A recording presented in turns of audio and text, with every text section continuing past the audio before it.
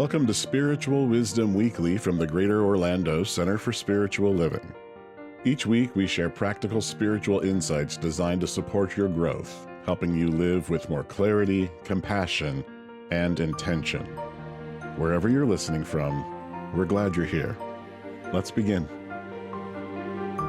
I receive this lesson with gratitude and expectancy, knowing it blesses my life and our world. And so it is. And now, Reverend Cindy Shellum, love yourself. Good morning. Thank you for coming out in the cold. And if you didn't, feel good about your decision to take care of yourself and stay home in the warmth. It's getting warmer here. All right, so this month we are talking about love. That's kind of obvious, right? It's February. Make love the theme. And we're going to move from loving yourself this week to loving your clan. Your clan is your family of birth and of choice, the people that you hang out with a lot. And then we're going to move to your tribe, and that's other people that you connect with. This is hopefully your spiritual tribe, and that is the same day we're having Fill the Hall. So let's get our whole tribe in here. You may have a work tribe, you may have a sports tribe, you may have a knitting and crafts tribe, the people that you're connecting with directly. And in the final week, we're going to go on to loving the world. So we're going to talk about those subjects this month. But I feel it's really fitting to start with loving ourselves, and I have some authority for that. I shared one earlier, the Seasons for Nonviolence, right? They are starting with ourselves. That's who we first have to tune into. We know here in New Thought that we teach that we have to understand who and what we are.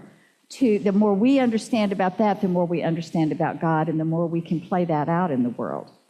But I was looking for one more potential authority on this, and if you know me and had heard me talk over a long period of time, you know I don't quote the Bible very much.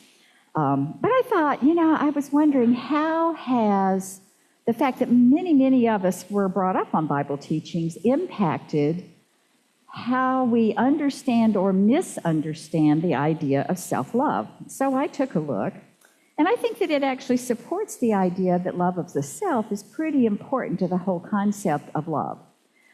So the first Bible quote I want to share is one we're pretty much all familiar with. You've heard it a lot. Love your neighbor as yourself. Love your neighbor as yourself. And that's actually part of a longer set of verses that I'm going to come back to in a moment. But often when we hear this verse, it's very focused on the neighbor. It may even be accompanied with that kind of chastising finger. Love your neighbor as yourself. There's a lot of shame and should loaded in that thing. You got to watch out. But you know what? The neighbor is not going to receive very much love if we don't already love ourselves, because we were the as condition. How we love ourselves is the as condition of that command. And if you look into that as even deeper, it means even more than to love them like we love ourselves. It really means to love as ourselves. And here we talk about our oneness. We come to understand this idea that the neighbor and I, when we really get deep into the understanding, I love my neighbor because my neighbor is me. I love me because it's my neighbor, right? So that's the deeper meaning of that. That's a command that says the Bible acknowledges that healthy self-love enables us to expand the amount of love and compassion we're showing. Now, I'm going to give you the whole context of that statement now. And I'm using the CEV version, partially because it's just what came up first when I was looking for some quotes. But the CEV, which stands for Contemporary English Version of the Bible, happens to be the one I chose for myself when I was in ministerial school, because I knew I was going to have to do some Bible reading, and I wanted to really get the maximum, I thought, out of it. And they took a variety of scholars who understood the languages and cultures, and they found the oldest possible texts they could find for every part of the Bible, as far back as they could find. And they studied those in the context that they would have been understood by the people they were written to at the time they were written, then translated that into contemporary English as opposed to this kind of over time production. So here's the way it reads for them. Teacher, What is the most important commandment in the law? Jesus answered, love the Lord your God with all your heart, soul, and mind. The second most important commandment is like this one, and it is love others as much as you love yourself. So now we switch to others instead of neighbor. But all the law of Moses and the books of the prophets are based on these two commandments. All the law. That's pretty big. That means this is major information. But at first glance, it feels like there's a step missing in there, right? I got to love God, and I've got to love my neighbor as myself, but you never explicitly said for me to love myself. Not in there. And in fact, there are a lot of people that interpret loving yourself as sinful and, well, they have problems with the idea. But here's another Bible quote, and this comes from Psalm 139. I'll take the first pass at it from that same CEV. You are the one that put me together inside my mother's body. And I praise you because of the wonderful way you created me. Everything you do is marvelous. Oh, I have no doubt of this. Now, that may be more familiar to you in a different version because when it gets to the other words are, for I am fearfully and wonderfully made. Now, fearfully in that sense is awe. Sometimes we think the word fear is always about being scared or frightened, but fearful is also in awe of. So I am fearfully and wonderfully made. Wonderful are your works. My soul knows it very well. And I kind of like that version as well. I know this. My soul knows this. But we forget. Now, what I get from all of that is that loving ourselves should be automatic from that very first commandment. If we're loving God with all our heart and soul and mind, we should be loving ourselves because we are part of that. Ernest Holmes wrote, God is not a person who loves us, but a presence which expresses through us. Not a person or any outside being, but a presence within us. So God and I are one. God is all there is, and God and I are one. If that feels familiar to you, it may be because you've taken the affirmative prayer class from Cheryl Cattell. When she is simplifying our affirmative treatment, she brings it down to that level. God is all there is, God and I are one. That is the crux and core of our teaching here. You get another great opportunity to learn with Cheryl today, because right after potluck, because she is going to give you the opportunity there to take this prayer work to the next level by learning why and how to form a prayer partnership to support you and your partner, obviously. So when you love yourself, you are not being selfish. You are cooperating with the very nature of reality. You're just cooperating with the way things really are. God and I are one. Love God, love me. So I want to propose that loving yourself is actually a spiritual practice. Not an ego thing, not an indulgence thing, not selfishness. It's a good spiritual practice. And you know, we don't talk about sin here. We do believe that we can make mistakes. That's what happens. We make mistakes, we get out of alignment. I want to tell you it would be a major mistake to believe that dismissing your own magnificence honors God. That is a mistaken way to think, that you can diss yourself and you're not doing that to God.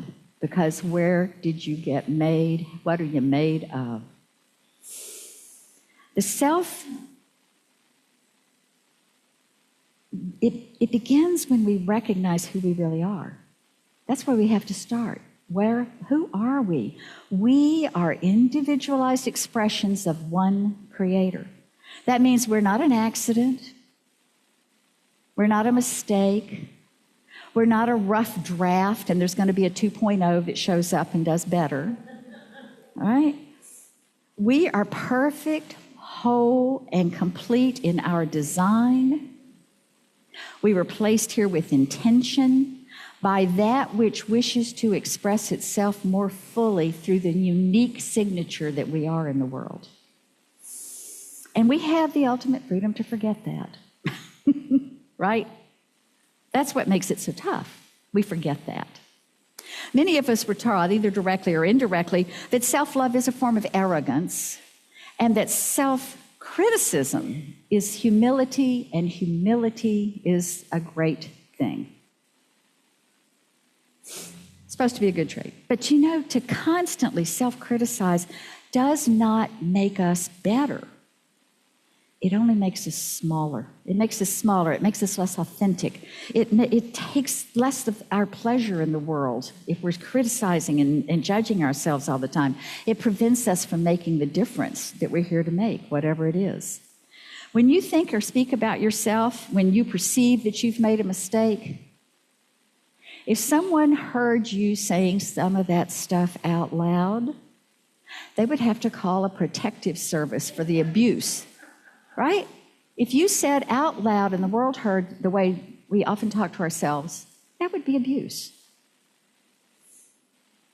Self-love does not mean pretending that we are perfect in our behavior.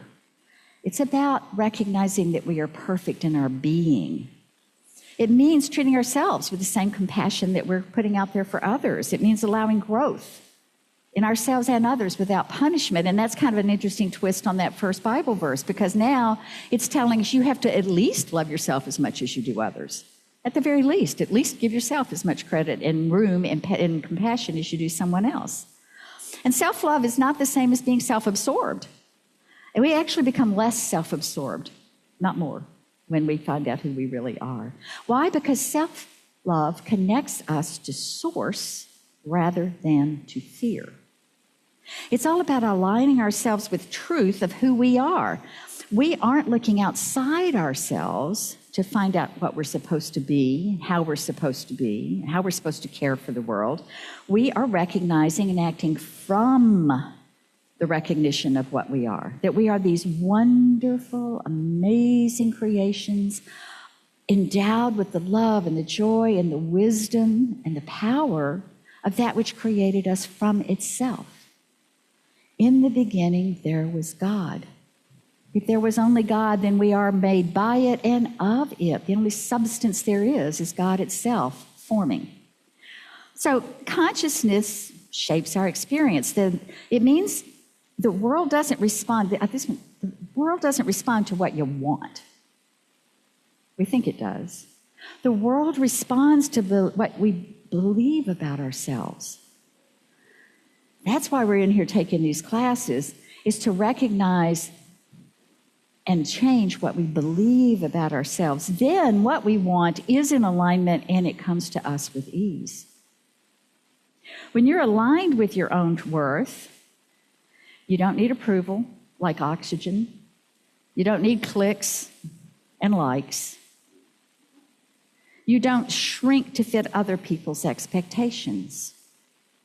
You don't become a lawyer when you want to be an artist. When you're aligned with your own worth, you don't need to compare your journey to someone else's published version of their journey.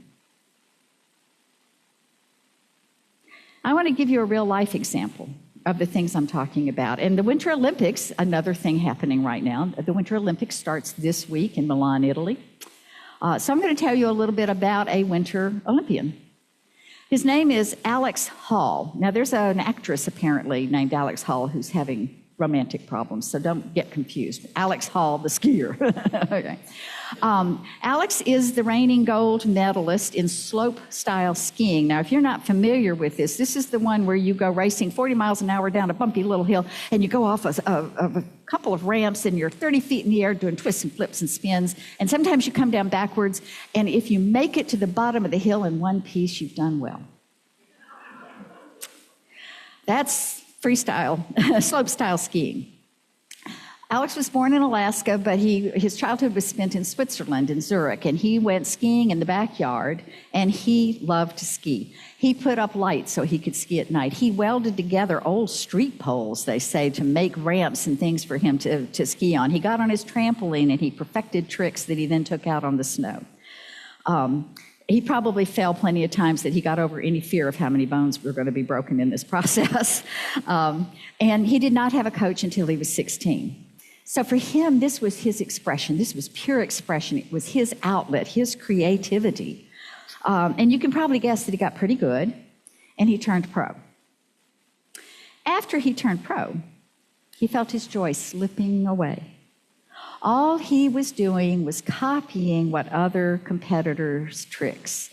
He was wrestling with all of that. He was trying to please everybody. He had this weight of expectations on him.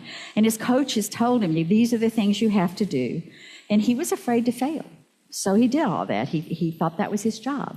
And so he tried to keep the judges happy and keep a smile on his face and ski the routines everyone else was skiing. He said, I was doing everything I could to check the boxes. But the higher he climbed, the emptier he felt. You know, kind of like what Peggy said about being out on the edge of that fan blade just circling. Thus he was feeling good about it. He was not a rigid kind of person, and the rigid model didn't fit him. So he said, this is enough. I've got to go back out. I've got to go tinker and experiment and play. I got to ski like I was a kid again. You know, how often do we go back to, what did you love when you were a kid? We just did that this weekend. Right? Go back to what you loved then. So he did that, and of course, you know what happened. His career took off. The biggest difference now, he says, is that it doesn't feel like work anymore. It never should have. So he's a professional athlete. He's unburdened by the crush of celebrity and all the trappings of success. His skis are not, he doesn't ski for the medals. He does it for his own self-satisfaction. When he's not competing, he gets Google Earth out, and he finds every place he thinks got 6 inches of snow and something else to make it difficult. And he and two buddies get in their old beat-up van, which they say smells kind of bad, because have you ever had ski boots that sweaty men have been? Ooh. I see an identity there. And there's stuff nailed to the walls. They get in the van, and off they go. And they film everything they do. They ski like 10 hours a day. Whatever it takes. And of course, they're putting some of that film out there, and that's another avenue of people finding out and him expressing. And they stay in crummy hotels, do whatever it takes.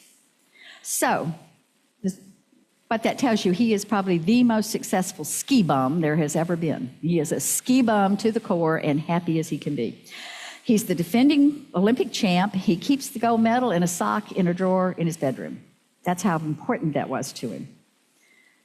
He found happiness by letting go. He let go of measuring his success by outside results and started measuring them by how much joy he's feeling. How much does he enjoy his life? He says, I ski outside the box. I don't do it for anyone else. And that's Alex Hall. Keep an eye out for him. Opening ceremony's Friday afternoon in Milan. Okay, so why did I tell you about Alex? This is a quote from Ralph Waldo Emerson, and that is one of the early influences of our guy, Ernest Holmes. And there's going to be a Roots class coming up. We have a date sometime in April or May, and you can look into that too. Here's the quote. To be yourself in a world that is constantly trying to make you something else is the greatest accomplishment. To be yourself in a world that is trying to make you something else is the greatest accomplishment. Ooh, that sounds simple, right? Just simply be yourself, but it's not simple. It's not that easy to actually know ourselves. So loving is kind of an act of ourselves is like a spiritual act of courage. And in my book, Alex would get a gold medal in that sport too, the discipline of spiritual courage. So I think that he has a really deep level of love, that it shows up. He did not ski because it was the right path or the thing that was going to make him money or that others thought was the right path, make him money, get him attention. He did it because it felt like freedom to him. His soul knew it was doing what it was supposed to be doing. So he trusted his own inner guidance.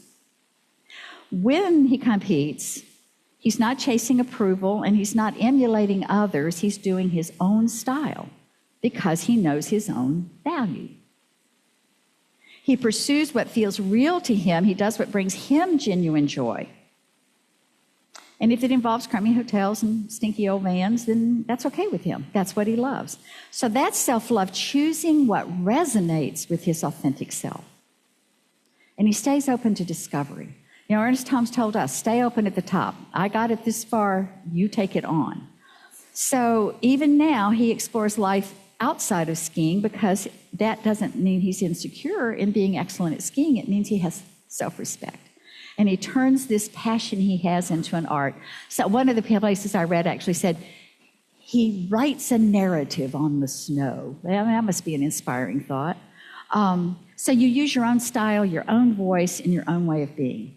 And that's how we honor ourselves. Trust our own guidance, know our own value, choose what resonates with our authentic self, show ourselves respect, and honor our style and our voice and our way of being. So he's the exemplar of that. And I didn't find an article about his personality or anything, but don't you just figure he's walking around as just kind of an aura of joy? And he's probably a really giving guy, right? Because he's got everything he wants. Why wouldn't he feel open to give? So, self-love is choosing what brings you joy. Choosing what brings you joy. Self-love is choosing joy even when others tell you it's impractical, or tell you that what makes you feel spiritually alive is not a conforming thing. You know, it's kind of like being Don Quixote. He's following his star on this quest, this glorious quest, no matter what the rest of the world says. He's self-love, right? I have a star to follow. I have a quest to go on. I don't really care what the rest of you think about it. Excellent song. Self-love is expressing your truth through your life, not trying to do it through someone else's story. So I'm not telling you to go out and start skiing today, right? I'm not saying be Alex. I'm saying be like Alex in your own life. The world changes when you love yourself. We teach that consciousness creates our experience. So when we love ourselves, we actually shift the vibration from which we live. Now, you'll hear me use that term from a lot. Acting from, or living from. And for me, that means I've actually embodied. I have a lot of beliefs and values that I think are running my world, and occasionally I just realize something just came out of me that's not coming from that. I pass judgment. I complain. I get a snappy little anger now and then, right? That's not coming from what I want to come from. God, I want to get it so deeply embedded in me that nothing but that is coming from me. The world does not respond to what we want. It responds to what we believe about ourselves. I can't say it enough.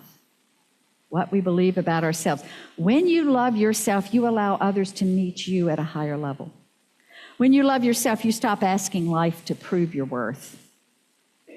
When you love yourself, you become a living invitation for love to move more freely around, about, and through you. Ernest Holmes said, life is a mirror, and we'll reflect back to the thinker what he thinks into it. Life is a mirror. Mirror idea is going to come up again in a minute. So when you think love into yourself, life reflects it through you. So think love into yourself, into your life. And watch life begin to reflect that back to you. Now, there's another interesting intersection this week. I'm talking longer than I meant to, but I want to bring this up. This is also February 1st. This is the first day of Black History Month. And this is an important year for them. It is the 100th year since the first Black History Week in 1926. So it's a special year of celebration. And I wanted to share a quote. This was made for the launch announcement of the convening that starts today. And it was made by the president of the organization that founded Black History Month, Dr. Carsonia Wise Whitehead. She said, Black History Month belongs to us. We do not celebrate because others see us. We celebrate because we see ourselves. And I thought, there's a statement about self-love. It's more in terms of a group, But that's self-love. We do this to celebrate seeing ourselves and who we really are. So I just wanted to share that. And because he sits at the intersection of both the season of nonviolence and Black History Month, I wanted to bring a little bit from Martin Luther King Jr. The man was just a master of words and bringing beautiful thoughts in. And these are a couple of very short quotes. And if you haven't been to his memorial park in Washington, D.C., go stroll through there and read the quotes they put there. It's an amazing place. Okay, so quote 1, you are somebody because you are a child of God. That is a simple statement of truth, right? You don't have to prove you're somebody, you already are. It's intrinsic within you. Another one, a man must ultimately be true to himself if he is to be true to others. And I think you could take true and love and just interchange them there. It means honoring your own inner truth. If you betray yourself, your needs, your values, your dignity, you diminish your capacity to show up authentically, right? So love is not selfish. It's the foundation of integrity to care for ourselves. So here's my closing thought. Loving yourself is not something you have to earn the right to do. It really isn't even something that you do. It's something you have to remember. You talked earlier about forgetting. You have to remember who you are. And that's it. You just need to remember. And you need to remember right now, not someday, not after you fix everything, not when you feel good and ready to finally remember. Remember now, and all the rest of that will happen. Remember now, because the love you are seeking has been looking at you. Go back to that mirror. The love you're seeking has been looking at you through your own eyes all along. And that's loving yourself. Thanks.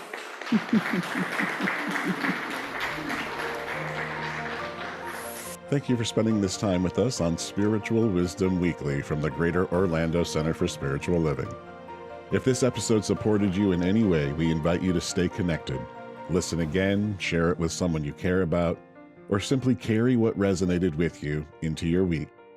Until next time, take good care and keep growing in spirit.